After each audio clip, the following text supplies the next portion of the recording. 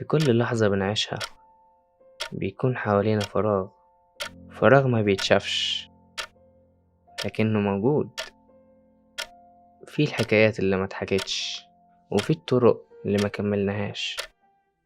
الفراغ ده مش دايما شيء سيء، احيانا بيكون فرصة انك تسمع اللي كنت مشغول عنه او تشوف اللي كنت مش قادر تشوفه.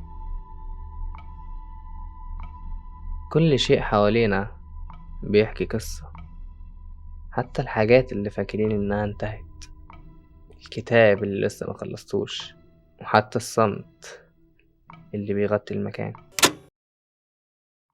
كل لحظة فقدت فيها حاجة كانت بداية لحاجة جديدة. لما الفراغ يجي ما تتهربش منه، تسمعه، لأنه دايما بيقول حاجة مش بنسمعها وسط زحمة الأيام. الفراغ مش عدوك، هو فرصة تشوف نفسك، فرصة تكتشف الحياة من جديد.